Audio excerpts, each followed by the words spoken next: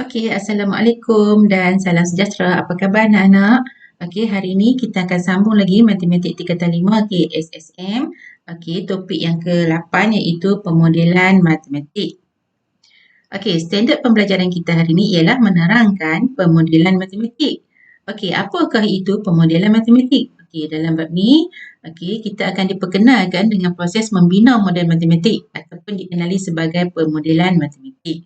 Okey, itu di mana dalam pemodelan matematik ni masalah dunia sebenar diterjemah.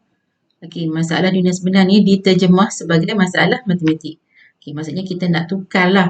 Kita nak tukar iaitu masalah dunia ni kita nak tukar dalam bentuk masalah matematik. Okey, kemudian kita akan menyelesaikan masalah matematik berkenaan dan mentafsirkan semula penyelesaiannya dalam konteks masalah dunia sebenar. Okey, jadi model matematik yang kita akan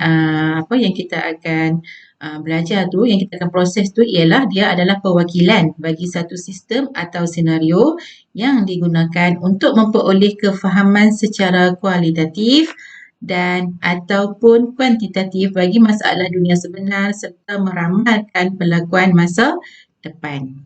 Okey, ni ada 6 komponen penting pemodelan matematik. Maksudnya ada 6 komponen penting untuk pemodelan matematik. Yang pertama, kita mengenal pasti dan mendefinisikan masalah. Yang pertama. Yang kedua, membuat andaian dan mengenal pasti pemboleh ubah. Seterusnya, mengaplikasi matematik untuk menyelesaikan masalah. Yang keempat, menentusahkan dan mentafsir penyelesaian dalam konteks masalah berkenaan. Yang kelima, memurnikan model matematik. Pada peringkat memurnikan model matematik ni, sekiranya dah dapat penyelesaian tu, kita akan terus melakukan dapatan. Tapi sekiranya macam hasilnya tidak seperti yang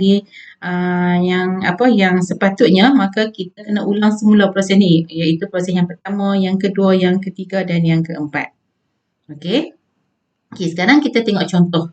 Dia kata Jeremy menyimpan RM4,000 di bank bunga raya dengan kadar faedah mudah 1.5% setahun. Jeremy ingin membeli seunit komputer berharga RM4,455 melalui hasil simpanannya. Berapa lamakah tempoh penyimpanan yang diperlukan oleh Jeremy? Soalan dia yang A, kenal pasti dan definisikan masalah dalam persoalan di atas.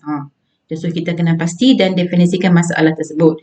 Yang kedua ataupun B, tentukan andaian yang perlu dibuat. Kita kena buat andaian dan kenal pasti pemboleh ubah. Maksudnya B ni ada dua jawapan kena buat. Satu kena buat andaian dan satu lagi kenal pasti pemboleh ubah. Jadi untuk jawapan A, jawapan A kita tulis macam ni. Dia kata dalam masalah ini kita mengetahui prinsipal dan kadar faedah. Faedah ialah amount yang Jeremy perlukan selain RM4,000 untuk membeli komputer. Jadi, kita perlu mencari tempoh simpanan Jeremy di bank. Itu cara menjawab untuk A.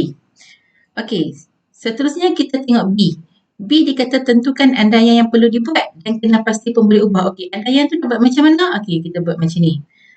Andaian kita tulis, kita perlu mengandaikan kadar faedah tidak berubah sepanjang tempoh kita melakukan perhitungan faedah. Jika tidak, rumus I sama dengan PRT menjadi tidak sah. Dan kita juga perlu mengandaikan harga komputer tidak berubah apabila Jeremy berjaya mengumpulkan amount wang yang diperlukan. Kena tulis macam ni andaian dia.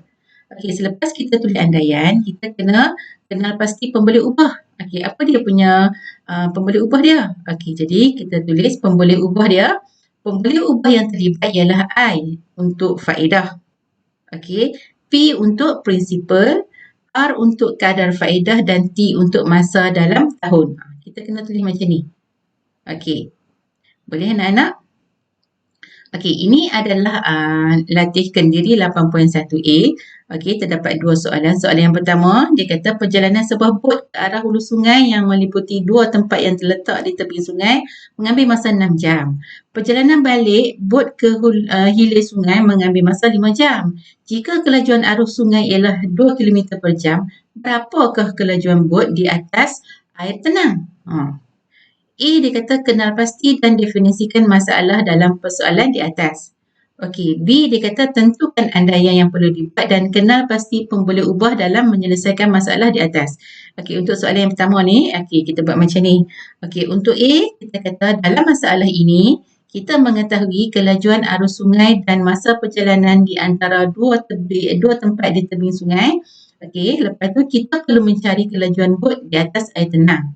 Okey, itu untuk A. Untuk B pula kita tulis andaian yang perlu dibuat. Okey, yang pertama kelajuan arus sungai dan kelajuan bot tidak berubah sepanjang masa. Okey, yang kedua, kesan geseran antara permukaan bot dengan air sungai dan rintangan angin yang boleh memberi kesan kepada kelajuan sebenar bot diabaikan. Itu untuk B. Okey, seterusnya pemboleh ubah.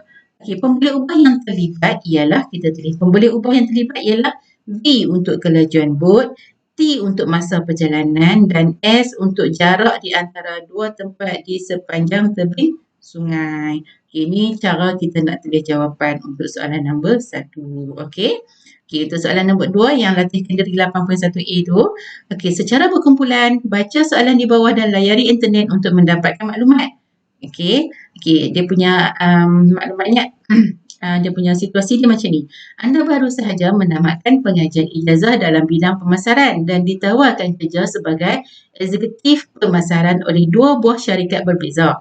Syarikat A yang terletak di kampung halaman anda menawarkan gaji permulaan yang lebih rendah dan kenaikan gaji tahunan yang lebih rendah daripada syarikat B yang terletak di ibu kota. Pilihan yang manakah lebih berbaloi? Okey, dia punya soalan dia ialah terangkan cara anda menggunakan proses pemodelan matematik untuk selesaikan masalah di atas. Okey, yang ni dia kata kita kena bincang secara berkumpulan. Kita cari maklumat apa semua tu. Okey, lepas tu dia suruh kita terangkan cara kita nak gunakan proses pemodelan matematik nak selesaikan masalah di atas ni. Okey, yang ni kita nak jawab macam mana? Okey, kita buat je macam ni.